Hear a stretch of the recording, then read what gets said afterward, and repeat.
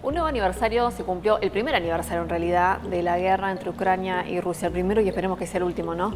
Pero acá estamos con Sebastián Salgado, que es de la provincia de Buenos Aires. Es platense, periodista, corresponsal de guerra.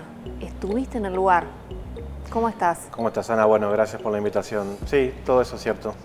Soy de acá de La Plata y me tocó, por relación a mi trabajo como corresponsal, que trabajo para diferentes medios internacionales, hacer una cobertura de lo que fue la parte del conflicto en el Donbass, que está compuesto por las repúblicas de Lugansk y de Donetsk, en lo que algunos también denominan Ucrania. Claro, vamos a explicar en detalle, por ahí te canso un poco porque hablas todo el tiempo de eso, ¿no? Pero me gusta mucho. En detalle para poder comprenderlo, porque somos un medio de la provincia de Buenos Aires, claro. Nos parece muy lejano el conflicto cuando en realidad no lo es, igual es doloroso por donde se lo mire, ¿no? Seguramente. Pero contame vos, desde la ciudad de La Plata, ¿cómo fue que conseguiste viajar? ¿Para qué medio? ¿De qué manera? Y después seguimos en detalle hacia dónde fuiste y cómo fue tu recorrido ahí. Claro, digamos, yo hago corresponsalías para medios internacionales. Desde hace muchos años trabajo para un medio internacional que se llama Hispan TV, trabajo que es de Irán. Trabajo para otro medio internacional que se llama Al Mayadin, que es del Líbano. Tuve un paso por Telesur también en Venezuela y ese es como mi perfil político dentro de las comunicaciones. Y he cubierto zonas de conflicto, he estado en la guerra de Siria, he estado en otros lugares cubriendo. Específicamente en esta cobertura sobre el Donbass, fue una cobertura independiente para mi propio medio que se llama Data Urgente, es un portal de noticias internacionales, pero sí con la intención de compartirlo con una serie de medios comunitarios alternativos que no tienen la posibilidad de tener allá sus propios corresponsales.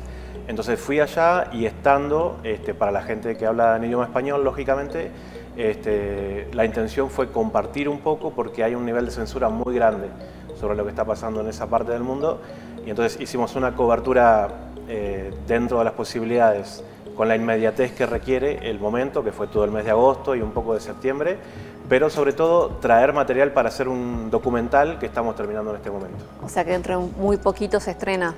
Exactamente, en el mes de marzo esperamos tener listo el documental que se va a llamar Tango de Libertad en Lugansk. Una provincia donde siempre hay más para descubrir. Buenos Aires. Tenemos una provincia. Disfrútala con recreo. Gobierno de la provincia de Buenos Aires. ¿Tango de Libertad? Sí. Tiene que ver con una historia muy particular, que fue una de las grandes sorpresas que me tocó ahí. En una de las entrevistas, yo más que anclarme en las batallas militares en sí misma, a mí me moviliza más como el drama social de la gente que le toca vivir un contexto de guerra.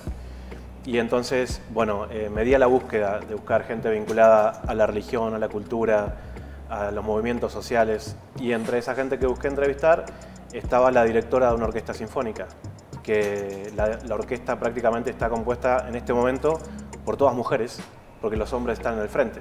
Claro. Porque Lugansk y Donetsk tienen ejércitos populares, no son ejércitos profesionales. Entonces, el que era violinista ahora está defendiendo y peleando con una ametralladora, con un tanque, con lo que le toque. Entonces, están las mujeres y los hombres se veía que ya eran los de mayor edad, ¿sí? Los que ya no estaban en condiciones de estar en el frente. Y la gente de Lugansk y de Donetsk se siente muy censurada por lo que ahí está pasando y valoran mucho esto de que haya periodistas independientes que van a ver qué es lo que está pasando ahí. Y bueno, supieron que había un periodista argentino cubriendo la historia y demás, y en medio de un ensayo se pusieron a tocar Libertango, que es la palabra exacta, de Piazzolla, que también es un compositor bonaerense porque nació en Mar del Plata. Sí. ¿Te sorprendieron a vos con eso? Sí, o sea, ¿no sabías? Yo no sabía. No, claro, no sabía. Y la piel de gallina, ¿no? Todavía se me pone, sí. Y en ese marco de tristeza y de no saber, tan lejos de tu casa además, ¿no? La cultura termina siendo una herramienta de defensa indispensable. Sí. Hemos entrevistado a poetas, a artistas, y en ese marco lo que tienen para ofrecerte es eso. No hablamos el mismo idioma, nos cuesta encontrar cosas en común, pero de golpe se pusieron de acuerdo para regalarme Libertango, que a cualquier oído de cualquier argentino, y creo casi de cualquier latinoamericano, le suena familiar. Y bueno, me emocionó mucho y entonces, por una cuestión de derechos, no quise usar esa palabra del Libertango para después no tener problemas. Entonces le pusimos Tango de Libertad en Lugansk. Me emociono de solo pensar ya lo vas a escuchar. Cómo va a ser, ¿no? Porque la guerra es la tragedia máxima a la que llegamos. Y que estés allá y que, bueno, que estés conectado con tu país de alguna manera con eso, me imagino todo tu recorrido hasta llegar ahí. Sí. ¿Cómo fue? Bueno, es largo. Tratando de ser sintético, o sea, no puedo dejar... Además como periodista, pues está bueno para los que estudian periodismo y... Yo fui uno digamos, quienes estudiamos comunicación acá en La Plata, que en el año 2001 nos encontramos con que no había posibilidades. Entonces me fui a trabajar a hacer periodismo en televisión en México. Ahí encontré, la verdad, opciones interesantes para quienes se van forjando un destino profesional en ese momento. Éramos mucho más jóvenes que ahora. Y entonces eso me llevó a estar un poco más de 10 años en México y tener un recorrido por América Latina y de ahí tener como un vínculo con esta cosa de las noticias, pero siempre vinculado a lo internacional. Entonces mi regreso a Argentina, que ya hace varios años, sigue siendo vinculado a medios internacionales. Todavía, o sea, nunca he trabajado todavía para un medio argentino. Bueno, porque fuera de cámara hablábamos, ¿no? Que incluso sos de la ciudad de La Plata, nuestro medio está en la ciudad de La Plata, pero claro, siempre estuviste vinculado a medios de afuera. Y sigo estando, sí. Y seguís estando con eso. Sí, y bueno, y entonces, ¿cómo sigue el recorrido? Bueno, es interesante porque, digamos, cuando uno trabaja para un medio internacional, de golpe el idioma español termina siendo un puente. Entonces, para uno de los medios que estoy trabajando en los últimos años, se llama Hispan TV, es un canal en idioma español, pero de Irán, de la República Islámica de Irán. Es un canal joven, del cual yo estoy prácticamente desde su fundación como corresponsal, y ahí nos han tocado hacer muchas notas fuera de Argentina. Cubrimos básicamente Argentina, pero muchas notas fuera de Argentina en zonas de conflicto. Temas vinculados, por ejemplo, al narcotráfico en México, que es muy duro todo eso. También hemos hecho documentales ahí, y cubrir la guerra en Siria, por ejemplo. Todo eso fue para Hispan TV. Entonces, bueno, nos dio cierta experiencia en ese sentido, de entender un poco más las zonas de conflicto. Y en este caso, en el mes de febrero del año pasado, cuando empezó todo esto, justamente estábamos en Venezuela haciendo otro trabajo periodístico, pero nos tocó conocer gente que venía del Donbass a compartir su experiencia. Y después que los escuché dije, no, bueno, yo tengo que ir ahí de alguna manera a tratar de hacer mi propio reporte, y se trató de eso. Es una cobertura independiente para un medio pequeño como es Data Urgente, que es el medio que dirijo, pero con la intención de compartirlo y de romper un poco ese bloqueo y esa censura mediática que hay. ¿A qué te referís con censura mediática en este conflicto puntualmente? Sí, es interesante la pregunta. Porque nosotros a veces no somos conscientes de que si dividimos el mundo en dos partes, esto podría tomarse como Oriente y Occidente.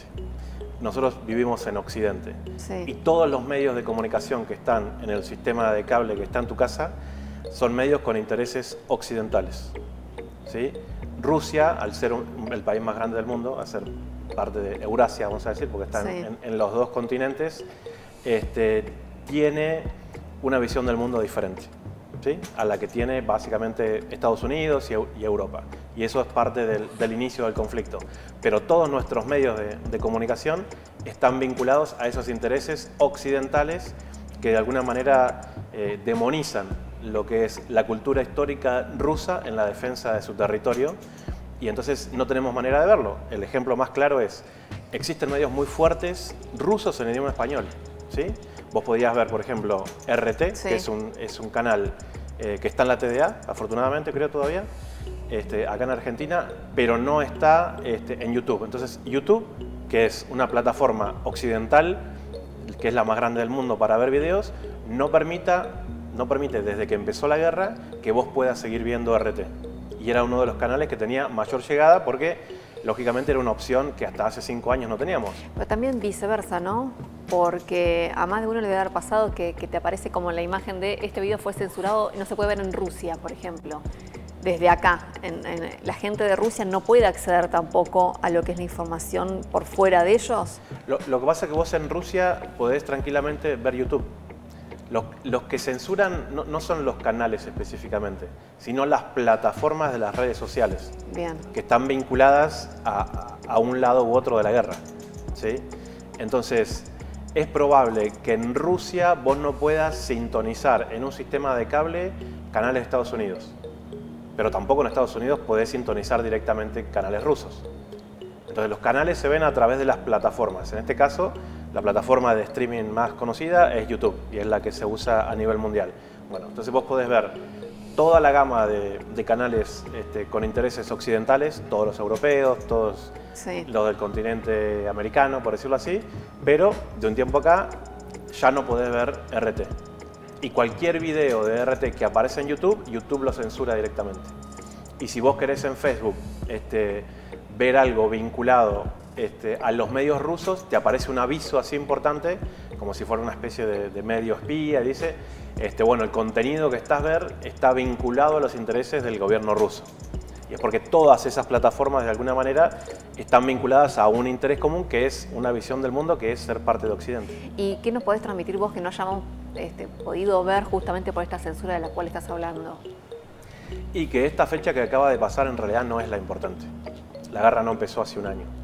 El grueso de la guerra, vamos a decirlo así, empezó en el año 2014. Sí. En el año 2014, Estados Unidos da un golpe de Estado blando en el gobierno de Ucrania e impone su propio gobierno. Primero con el presidente Poroshenko, deponen al presidente Yanukovych, y después con este presidente que conocemos ahora, que es Zelensky, que en realidad es un actor de reparto humorístico. No tenía ninguna vinculación con la política, no tenía ningún partido político, sino que crean una serie, por eso las plataformas como Netflix también aportan a este sentido de la visión occidental del mundo, en donde un profesor de universitario o de secundaria pasa a ser el mejor candidato para ser el presidente de Ucrania. Pero eso es una ficción. Sin embargo, la población ucraniana lo compró como parte de la realidad y lo votaron como presidente. Y como Zelensky ni siquiera tenía un partido político ni nada detrás de él, lo que hicieron fue ponerle el nombre de la serie de televisión, que se llama El Servidor del Pueblo, y que se puede ver en Netflix. Que se puede ver, a su movimiento político, porque era la única cosa que la gente asociaba con ese personaje. Entonces, claro, es un personaje extremadamente débil porque no tiene un respaldo de un grupo político detrás, sino de intereses económicos que fueron los que crearon ese personaje. Hoy, ¿cómo está visto él como presidente en Ucrania? ¿Tiene el apoyo? Desde que asumió, disolvió el Congreso, Zelensky. Él asumió y al día siguiente no hay más Congreso. Por lo tanto, no hay democracia en Ucrania. No hay una encuestadora que pueda llegar a darte una perspectiva real de la situación. Sin duda debe haber gente que tal vez apoye lo que él está haciendo dentro de Ucrania. Más que en momentos de guerra, imagino que, bueno, lo hemos vivido, hasta el peor dictador no ha recibido apoyo, pero porque es un momento en el cual los pueblos se unen y necesitan tener una figura como líder que los lleve a algún lado o que los proteja. Sí, es cierto que Zelensky ya agarró porque te digo, él asumió en el año 2019 y la guerra empezó en el 2014. Claro. O sea, lo que pasó cuando Estados Unidos impone este nuevo gobierno, primero con Poroshenko y después con Zelensky, fue que la parte de Ucrania donde la gente, si bien tiene su documento de identidad ucraniano, se sienten culturalmente rusos, porque antes toda Ucrania era rusa, toda Ucrania era Rusia. Antes de la caída del muro de Berlín, o sea, antes de... Sí, pero digamos, para la separación no hubo una guerra de independencia, hubo un acuerdo político. ¿Sí? Entonces, durante la Segunda Guerra Mundial, toda la gente que murió defendiendo lo que hoy es Ucrania, como la gran batalla de Sebastopol, donde murieron 500.000 de rusos, eran tal vez de Moscú, no eran ucranianos, porque era la defensa de todo Rusia durante la Segunda Guerra Mundial. Entonces, toda esa gente que se siente culturalmente rusa, que es del este, justamente la gente del Donbass, donde vos estuviste. Claro, vieron venir este momento y dijeron, no reconocemos este gobierno, porque sabemos a lo que vienen y van a querer que Ucrania sea parte de la OTAN y toda aquella historia. Entonces, lo que hizo Ucrania, el gobierno central, desde el año 2014, fue atacarlos militarmente. Y eran ciudadanos ucranianos, la misma gente del Donbass. No tenían un ejército con qué defenderse, y eso duró 8 años. Desde el 2014 hasta el 24 de febrero del año 2022. Justamente eso que le dicen ahora el inicio de la operación militar rusa. ¿Qué es lo que empezó a hacer Rusia? Es defender desde hace un año a la población del Donbass que había sido aniquilada por el ejército ucraniano desde el año 2014. Hay casi 20.000 muertos civiles, porque no tenían un ejército que los defienda. Por eso yo te decía, la gente de la orquesta de Lugansk salían a defender su frontera. Todas las familias tienen muertos, las familias están partidas al medio, todas. Entonces, lo que estamos viendo ahora es el inicio de algo que la gente de Lugansk y de Donetsk, que componen el Donbass, esperaban que pase 8 años antes. Ellos creían que en el momento en que no reconocieran al gobierno central de Kiev, el gobierno de Moscú iba a darles un reconocimiento y decir, bueno, nosotros los vamos a apoyar porque ustedes no reconocen al gobierno de Kiev por sentirse rusos. Eso pasó con Crimea. Crimea hizo eso, Crimea no reconoció el gobierno de Kiev y dice, nos reconocemos como país independiente. Muy rápido el gobierno de Moscú los reconoció como país independiente y después Crimea volvió a ser parte de la Federación Rusa.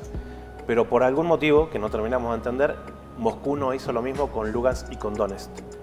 Tal vez porque no son lugares tan estratégicos como el puerto que sí tiene Crimea. Y entonces estos 8 años le costaron a ellos miles de vidas en lo que el gobierno central de Kiev intentó generar como una especie de limpieza étnica. O sea, mueren con bombardeos, familias enteras, que apenas en este momento en que lograron repeler al ejército ucraniano, están exhumando los cuerpos para reconocer los cadáveres. Durante 8 años a la gente le caía una bomba en su casa y no tenían la posibilidad de ir a enterrar a su familiar a un cementerio. Lo tenían que enterrar en el patio de su casa, en la plaza de la esquina, en la ramblita a la vuelta donde había muerto. Entonces, apenas ahora que el ejército ruso expulsó al ejército ucraniano, esta gente está exhumando los cuerpos de los patios de sus casas, dándoles una identidad, haciéndole un examen de ADN para estar seguros, porque imagínate, pasaron 8 años, no 1, 8 años sí, de que esos cuerpos están ahí, haciéndoles un examen de ADN y dándoles una sepultura digna. Algo bastante parecido a otras cosas que han pasado en América Latina en otros momentos. ¿Qué historias, qué historias te quedan en la mente? ¿Cómo vivís el día a día vos? ¿Qué viste que te marcó? Imagino que todo, pero debe haber algunos puntos de inflexión, ¿no?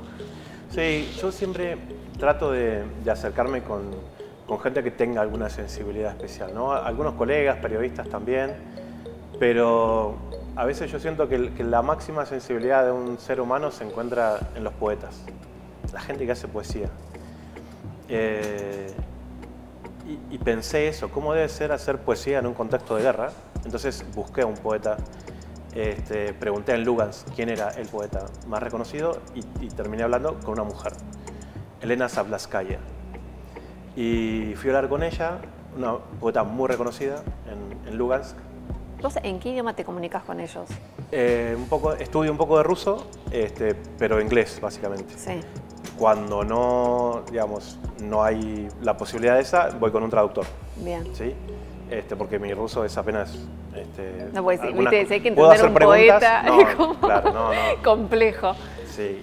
Y bueno, me impactó mucho en la historia de vida de ella, de cómo tuvo que cambiar incluso la sensibilidad de la poesía, de hacer poesía sobre temas que pueden estar vinculadas a la niñez, a la naturaleza o a la salida del sol, de que no le puede pasar por al lado y no sentir nada para hacer poesía vinculada a la guerra. Y al mismo tiempo, esta mujer, Elena, tenía un solo hijo, afortunadamente tiene, un solo hijo de 18 años. Y a su hijo le tocó estar en el frente. Claro. Y su hijo también es poeta. Entonces, ella tiene un hijo poeta con quien intercambia poesías y de hecho logramos tener, en el documental está, el hijo compartiendo poesías con su madre y está en el frente y vos lo ves, está vestido como un soldado y pelea como puede para defender su territorio de los ucranianos. Sí. Y entonces yo le pregunté, o sea, ¿cómo hace también para vivir con eso? Porque en la sensibilidad uno se imagina que ella le debe tener un rechazo muy grande a un conflicto bélico como la guerra, y sin embargo la encontré una mujer extremadamente orgullosa del lugar que está ocupando su hijo. Ella no sé cómo decirte, no está, más allá de la angustia que puede tener, no tiene un enojo porque asumen esa situación. La gente de esa zona del Donbass padecieron los ataques de la Alemania nazi de Hitler. Y la impronta actual del ejército ucraniano es la misma. El ejército ucraniano tiene las insignias nazis de los ejércitos de Alemania de la Segunda Guerra Mundial. Tienen esa impronta. El batallón Azov es el más conocido, pero hay otros varios, el Pravý Sektor, Pravý en ruso significa derecha, o sea, el sector derecho. Hay muchos. Entonces, para ellos es como si entregan ese territorio, estarían como faltando a la lealtad de sus abuelos que tuvieron que defender ese mismo lugar contra los ejércitos nazis de Hitler. Y ahí murieron millones de personas por defender ese territorio contra los nazis. Pasan 70 años y otra vez los vuelven a atacar ejércitos, esta vez con la bandera ucraniana, pero con las mismas insignias de la esvástica nazi. Entonces... Ahora, ¿cómo cuesta igual comprender que haya pasado tantos años y que el hombre no aprenda? Porque ella igual tiene, más allá de cómo puede ella expresarlo en la poesía y el orgullo y demás, está su hijo de 18 años en un frente de batalla. Sí. Pareciera que no podemos aprender más sí, del horror. Uno no lo dice en un sentido de justificación, ¿no? No. Sino que entienden, además estoy muy lejos de eso. Asumen un lugar histórico, sí, en donde, digamos, con una persona con ese nivel de sensibilidad, es importante ver hasta qué punto los rusos y las rusas están dispuestos a defender su patria. Ellos, cuando hablan de Rusia, hablan de la madre Rusia, le dan ese contexto, esa connotación de mujer incluso. Dicen así, Mama Rusia. Dicen la madre Rusia, que es una frase que tiene cientos de años, ¿sí? Y entonces, a la hora de defender el territorio, ellos también están defendiendo su cultura. Y sienten que Occidente los agrede de muchas maneras, y una de estas es esta impronta neonazi del gobierno central de Kiev, que claro, para los medios occidentales crean esa construcción de la guerra de Putin. Esta guerra tiene un año, esta guerra tiene 9 años. Hace solamente un año que Rusia apenas entró, pero estuvieron durante 8 años el gobierno central de Kiev con armamento pesado de la OTAN, atacando a gente que se defendía con una escopeta cazaperdices. No tenían acceso a armas. Entonces, ellos sienten, ante cualquier persona que vaya a querer compartir su historia, una solidaridad tremenda. Ahora, vuelvo al tema de las poesías, ¿no? Que lo vamos a ver en el documental. ¿Y claro, cómo era ese intercambio? Porque su hijo estaba en el frente, sí, ¿está todavía? Está en el sí, frente de batalla, ella está en la ciudad. Sí, exactamente. Ella está en la ciudad de Lugansk, su hijo está en el frente, nunca le puede decir, por una cuestión también de seguridad, la locación. No podés. ¿Igual pueden contactarse por celular? Muy poquito. Es como que la gente que está en el frente, suponete le dan como un día de Franco o algo así, viajan hasta algún pueblito donde saben que hay una base más consolidada de ese ejército de defensa o de liberación de Lugansk, y desde ahí salen las comunicaciones para avisar. O otro medio también, que bueno, es un poco trágico, pero es cuando hay un herido, va al hospital central de Lugansk y entonces ese herido lo llenan de cartas. Claro. Entonces los familiares del batallón, este chico está en el batallón 208, saben que bueno, llegó un herido al batallón 208, entonces van todos los padres y las madres al hospital a ver si llegó carta. ¿Me entendés? Carta en papel. Claro. Carta en papel, sí. Que no importa porque es más cuánto segura. hayamos avanzado, a ver, en ese escenario nos encontramos en una situación que parecía que no íbamos a volver a vivir. Sí, totalmente. ¿No es cierto? Volver a la carta, porque por más tecnología que haya, no puede el enemigo ver dónde estás. Claro, lo que pasa con la tecnología es esa, vos mandás una ubicación y entonces por ahí podés estar delatando a todo tu batallón de cuáles son tus posiciones. O sea que en el documental puede ser que veamos que las poesías escritas.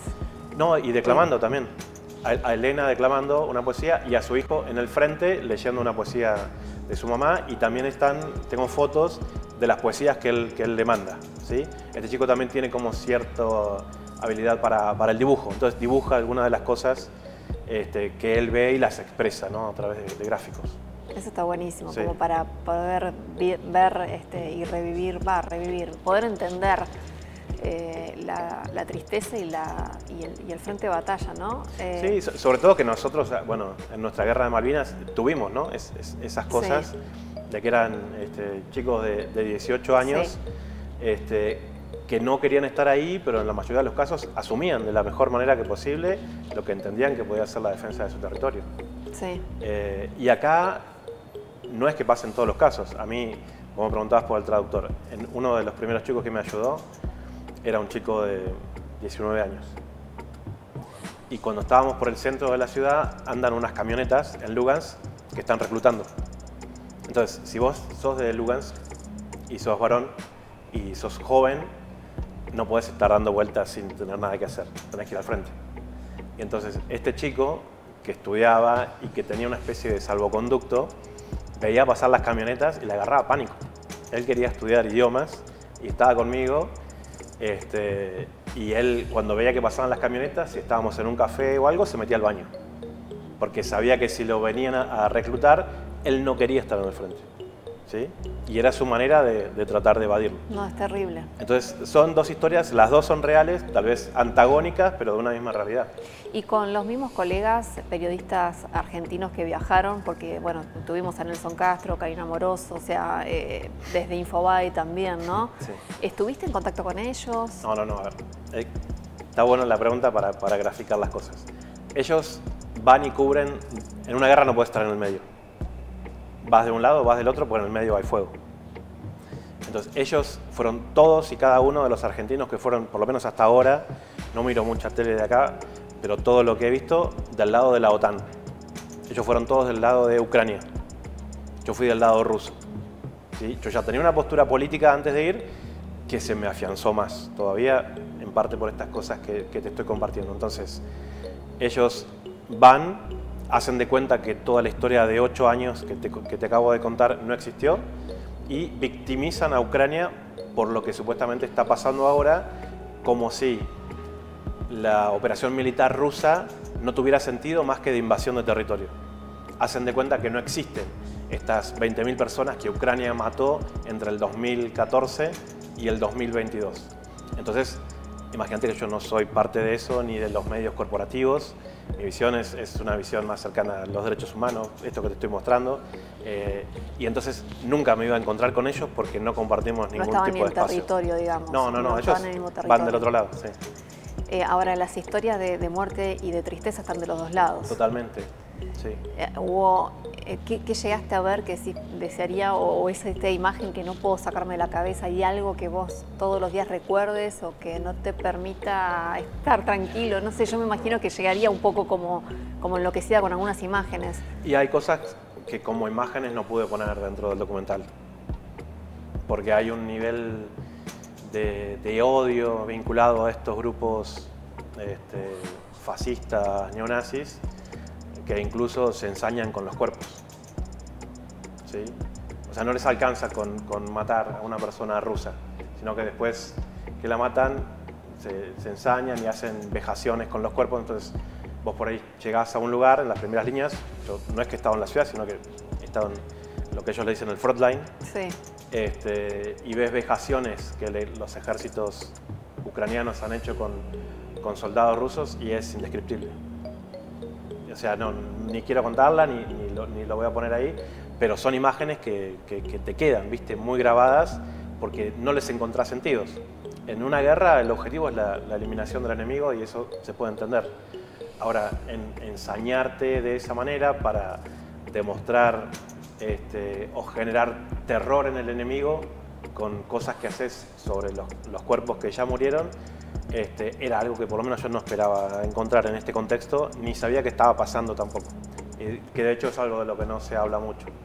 Entonces, bueno, esas imágenes de vejaciones sobre cuerpos, creo que es una cosa fuerte. Y después, los grandes perjudicados por la guerra siempre terminan siendo por ahí las mujeres y los chicos, ¿no? Los menores, los hijos.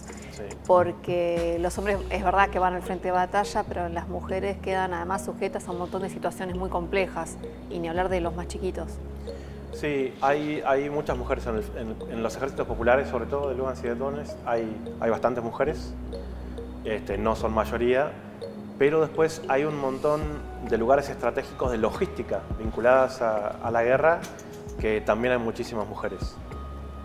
Y en la cotidianeidad, las mujeres asumen sus responsabilidades igual que un soldado. Y tal vez puede ser, como te digo, cualquier ejemplo, ser maestra de escuela. imagínate seguir dando clase en un contexto de guerra. Son cosas que me he tocado ver en Siria y me llaman mucho la atención. Es una manera de mantener la moral alta dentro de tu propio país, ¿sí? Demostrar a los chicos que se puede seguir con una especie de cotidianidad, incluso aunque la escuela haya sido bombardeada antes. Entonces, son mujeres que no tienen acceso a armas y sin embargo asumen prácticamente el mismo peligro que un soldado, sí, claro, y que al mismo tiempo tienen que tener la fortaleza anímica de transmitirle a los chicos en la escuela. A veces simplemente como madres o como directora de una orquesta sinfónica, otras mujeres. Sí. Entonces, yo te diría que las mujeres en Lugansk y en Donetsk ocupan un lugar absolutamente central. No hubiera existido la defensa que ellos pudieron hacer durante 8 años sin la participación activa de las mujeres que han peleado codo a codo junto con los hombres. Hay una cosa familiar también que tiene la sociedad rusa que es muy fuerte. Es una cosa vinculada a la familia y al territorio que hasta que no estás ahí es como difícil dimensionarla, y en ese sentido, bueno, las mujeres de alguna manera tienen el protagonismo. Viste, se conoció en los últimos días esta noticia de mujeres embarazadas rusas, sí, que vienen a la Argentina. Muchos habló acerca de si vienen o no vienen a parir acá mismo, escapando del contexto en el que están ahora. Sí. ¿Qué información te llegó a vos? ¿Qué sabés de eso? Lo que vi en algunos medios, me di cuenta ahora que existía. Por los números que vi, no me parece algo como que pueda considerarse un flujo migratorio. ¿Sí? Me parece algo bastante incipiente, pero sí hay gente que puede estar buscando en un contexto donde los habitantes de la Federación Rusa están siendo, vamos a decir, bloqueados en muchos sentidos. Si vivieras en Rusia ahora, hay montones de cosas que antes podías hacer que ahora no podés, simplemente por vivir dentro de Rusia. Por ejemplo, tu tarjeta de crédito ahora estaría bloqueada. Sí. Tus cuentas no sé, de algunas redes sociales tampoco funcionarían más. Y entonces, en ese sentido, también se les empieza a dificultar la estrategia familiar a algunos que tenían proyectos diferentes. Evidentemente, esta cosa de que Argentina siempre haya sido un país tan noble y que abra sus puertas ha hecho que algunas familias tomen oportunidades que a mí me parecen irresponsables, por lo menos, porque están aprovechando un ofrecimiento que hace Argentina vinculado al tema de derechos humanos, pero entran al país diciendo una mentira porque no llegan como turistas. Entonces, a mí me parece bien la actitud que han tomado las autoridades argentinas de hacer una investigación específica, y sobre todo cuando se ve que hay un engaño en el medio con empresas que lucran con eso, y llegan las mujeres rusas en realidad pagando mucho, ¿sí? Acá en la República Argentina. No vienen desde Rusia pensando que van a hacer todo este trámite gratis de tener los chicos acá y tener el pasaporte y todo eso, sino que ellas también han sido engañadas de alguna manera, y lo que decían como precios promedios superaban los $10.000. Entonces, es algo que y mujeres viajando tantas horas con embarazos casi a término, sí, porque por lo que escuchaba eran embarazos casi a término. Sí. Y lo que pasa es que los propios pasaportes rusos ahora empiezan a tener muchísimas limitaciones para entrar incluso a Europa. Entonces, pienso yo que tal vez algunas madres, pensando en el futuro de sus hijos, dicen, bueno, Argentina es un país abierto al mundo, seguramente mi hijo va a tener más posibilidades de estudiar en cualquier lugar del mundo con un pasaporte argentino. En realidad no están haciendo nada ilegal, pero sí están faltando la verdad en el momento de cuál es el motivo de su viaje.